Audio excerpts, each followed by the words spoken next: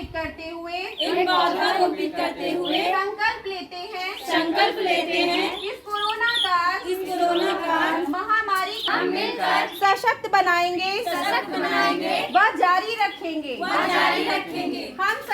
हम सभी social distancing को बनाए रखते हुए समूहों में बांटकर शिक्षण कार्य करेंगे एवं बुनियादी शिक्षा को मजबूत करने में अपना योगदान निस्वार्थ भाव से देंगे।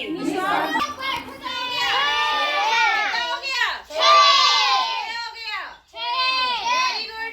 अब 8 में 3 जोड़ेंगे, 11 के 3 लगा, 4 3 7 और 1 8। क्या नाम है बेटा? अच्छा, किस क्लास में पढ़ती हो? सेकंड में। अच्छा, तो स्कूल खुला है कि बंद है तुम्हारा? बंद है। तो कैसे पढ़ती हो? दीदी पढ़ाती है। कौन दीदी पढ़ाती है? कुलबी दीदी। अच्छा। सरदार वल्लभ भाई पटेल जी ने कहा है कि एकता के बिना जन शक्ति नहीं है। जब तक उसे सामंजस्य में न लाया जाए और क्रूर न किया जाए और आध्यात्मिक शक्ति बन जाती है। नहीं सही। आपका क्या नाम है? जी, मेरा नाम पूर्णिमा त्रिवेदी है। हम भियामो में रहते हैं। अपने गांव के बच्चों को इकट्ठा करते हैं और पढ़ाते हैं। पहले हम पढ़ाते थे बच्चों को, उसके बाद फिर हमको शिवानी दीदी नहीं पढ़ाते थे, बीच में रुक गए थे महामारी जो कोरोना है इसके डर से। फिर हमको शिवानी दी मिली और उन्होंने कहा कि गांव में बच्चे हैं, कॉलेज स्कूल सब बंद हैं, स्कूल बंद हैं, आप जाइए और बच्चों को पढ़ाइए, निःशुल्क पढ़ाइए, क्योंकि रोज़गार नहीं चल रहा है। इसलिए हमने बच्चों को इकट्ठा किया। 5 से 6 बच्चे सुबह पढ़ते हैं और 5 से 6 बच्चे शाम को पढ़ते हैं। इस समय हम पढ़ा रहे हैं यहाँ रोड पे, क्योंकि ज़्यादा बच्चे हैं। घर वाले सपोर्ट करते हैं, जाइए दीदी पढ़ा रही हैं, आप पढ़िए। ये हौसला हमें शिवानी दीदी से मिला है और उनके कहने पर, गांव वालों के मतलब घर गार्जियन पेरेंट्स के कहने पर हम बच्चों को पढ़ाते हैं। डेली पढ़ाते हुए हमें 1 से 1.5 महीने हो गया है।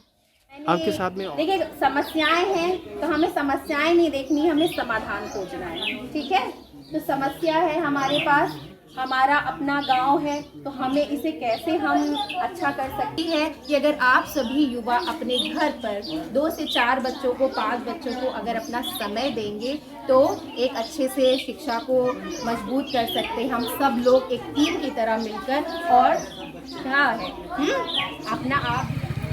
मैम क्या नाम है और कौन सा गांव में आप काम कर रही हैं?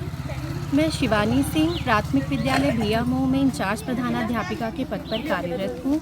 कोरोना महामारी लॉकडाउन के चलते यहाँ बच्चों की शिक्षा को लेकर एक शिक्षक के तौर पर मेरे लिए बहुत बड़ी चुनौती थी कि मैं कैसे सारे बच्चों को शिक्षा से जोड़ सकूँ। शुरू में तो मैं ऑनलाइन व्हाट्सएप के ज़रिए मैंने एक अलग अलग क्लास वाइज ग्रुप तो बनाया, मैंने कोशिश की, प्रयास किया, कुछ दिन तक 30 से 35 बच्चों को जोड़ा, लेकिन शिक्षक के तौर पर मैं खुद को उतना सफल नहीं महसूस कर पा रही थी, क्योंकि मैं सारे बच्चों को नामांकन के सापेक्ष नहीं जोड़ पा रही थी। फिर साधारण कॉल और SMS के ज़रिए भी मैंने अपना प्रयास किया, लेकिन उस प्रयास में भी मैंने खुद को सफल नहीं महसूस किया। फिर धीरे धीरे मैंने सोशल साइट्स पे देखा कि कुछ शिक्षक अलग अलग तरीके के प्रयोग कर रहे हैं, समुदाय SMC की मदद से कार्य कर रहे हैं, तो मेरे भी दिमाग में आया। फिर मैंने भी गाँव में आके 8 से 10 बच्चों को शुरू में पहले सोशल डिस्टेंसिंग का ख्याल रखते हुए पढ़ाना शुरू किया। लेकिन तकरीबन 5 सितंबर शिक्षक दिवस के दिन मैंने ये प्रयास किया कि 2 से 4 युवाओं को से मैंने बात की, उन्हें प्रेरित किया पढ़ाने के लिए। और जब उन्होंने इस तरीके का सिलसिला शुरू किया तो मैंने और धीरे धीरे युवाओं को मोटिवेट किया और इस तरीके से आज ये 22 गाँव तक ये मुहिम पहुंच गई और 503 युवा हम एक टीम की तरीके से कार्य कर रहे हैं। हम युवाओं से यही अपेक्षा करते हैं कि 1 से 1.5 घंटा आप अगर देंगे तो आपके ये 1.5 घंटे हमारे शिक्षा को तो मजबूत करेंगे और आपका ये अमूल्य समय इस बहुत ही विकट परिस्थितियों में एक बहुत ही वरदान साबित होंगे।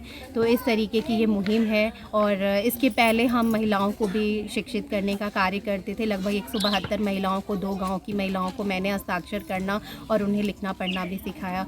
तो मेरा यही उद्देश्य है कि शिक्षा को सशक्तिकरण करके ही हम एक बेहतर समाज और एक तरीके से हम आपस में साझा की संस्कृति को बढ़ावा देकर हम बेहतर समाज का निर्माण कर सकते हैं। आपकी मुहिम में करीब कितने गांव हैं, कितने बच्चों को आपने अभी तक के इसका लाभ दिया? मुहिम 22 गांव तक अब तक पहुंच चुकी है और ये मुहिम मेरे ही सोचने से नहीं पहुंची। अगर मुझे इस तरीके से युवा जुड़े नहीं होते, उनकी जुड़ने से, उनकी लगन से उन्होंने इस तरीके के प्रयास किए। कई तरह के उन्होंने नवाचार से पढ़ाया। कुछ युवाओं ने कार्डबोर्ड, चौक, कार्डबोर्ड, कोयले का इस्तेमाल करते हुए, कार्डबोर्ड और कार्डबोर्ड पर रंग का इस्तेमाल करते हुए, इस तरीके के मतलब प्रयासों को मैंने देखा, उनकी लगन को। इस तरीके से मेरा हौसला बढ़ा और ये आज छोटे बड़े गांव मिलाते हुए तकरीबन 22 गांव तक पहुँचे और 1300 से ऊपर बच्चे लाभान्वित हो रहे हैं। और मेरा प्रयास ये जारी रहेगा और आज से एक नया प्रयास भी कर रहा है डिजिटल लिटरेसी को लेके। मैम, अमूमन जो क्लासेस होती हैं वो बिल्डिंग में होती है, आप बिल्कुल छत के नीचे, छत तो है नहीं, आसमान के नीचे बैठ के पढ़ा रही हैं, तो थोड़ा सी परेशानी होती होगी बच्चों में, क्योंकि मैंने देखा दफ्ती के बोर्ड बना के आप पढ़ा रही हैं, तो क्या परेशानी आती है शुरुआत में, किस तरह से आप परेशानी आई हैं? देखिए, परेशानी को हम सकारात्मक लेकर चलते हैं, पॉजिटिव। जो भी हमारे पास संसाधन है तो बच्चों को हम यही मोटिवेट करते हैं कि जो भी हमारे पास संसाधन है और कहीं भी जगह पे शिक्षा को हम बढ़ावा दें, और कहीं भी आपको जहाँ जगह मिले, जो समय आपको मिले वो समय आप शिक्षा को दीजिए। जो भी जगह हो, जो भी संसाधन हो, वो हमारे बीच हमारे मतलब आड़े नहीं आना चाहिए, वो एक व्यवधान नहीं बनना चाहिए, बल्कि उसी को हम पॉजिटिव वे में अगर हम काम करते, और हमारे सभी युवा इस तरीके से बहुत अच्छा योगदान दे रहे हैं। और वो इस तरह से कंकड़, पत्थर, पत्तियों की सहायता से पढ़ा रहे हैं, तो यही तो सबसे बेस्ट चीज़ें हैं कि हम कम संसाधनों का यूज़ करके, हमारा मोटिव ये है कि हम बच्चों को बुनियादी शिक्षा को उनको सशक्त कर पाएँ, और मिशन प्रेरणा के लक्ष्यों को हासिल करना हमारा उद्देश्य है।